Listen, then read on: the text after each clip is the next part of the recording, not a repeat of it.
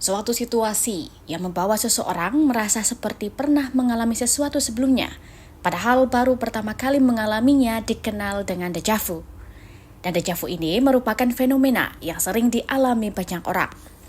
Diungkapkan dosen psikologi Universitas Hasanuddin, Susi Susanti SPSIMA, dalam neuroscience, déjà vu dianggap sebagai hasil dari kesalahan memori di otak, khususnya di area lobus temporal yang memiliki peran penting dalam pengolahan memori.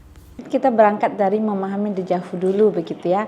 Nah, déjà vu kan adalah pengalaman yang seperti sudah pernah kita alami padahal masih baru gitu ya.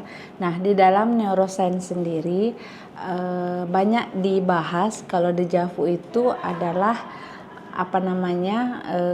salah ingat begitu ya. Jadi kesalahan dalam memanggil memori yang sudah ada, utamanya di lobus temporal ya.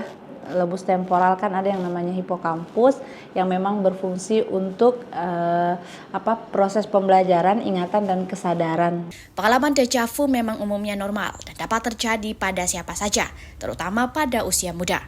Faktor pemicu seperti kelelahan, tekanan, atau tingkat hormon dopamin yang tinggi bisa memperbesar kemungkinan seseorang mengalami déjà vu. Dikatakan Susi Susanti, bagian otak yang berperan dalam proses ini adalah hipokampus, serta area prefrontal yang membantu mengoreksi kesalahan memori dalam situasi déjà vu.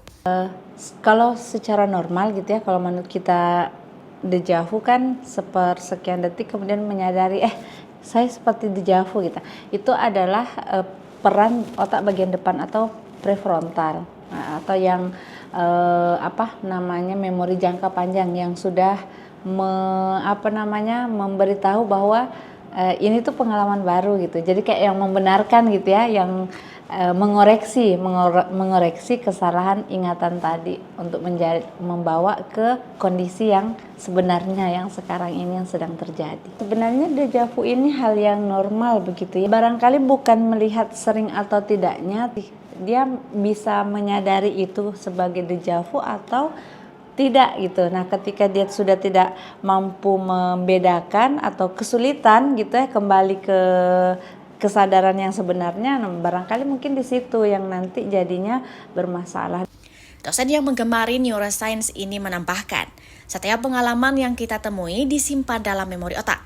Saat menghadapi situasi serupa di masa depan, otak akan memproses secara lebih cepat dan tepat.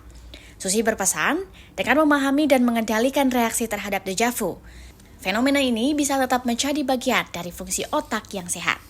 Rizka Fraja, Unhas TV.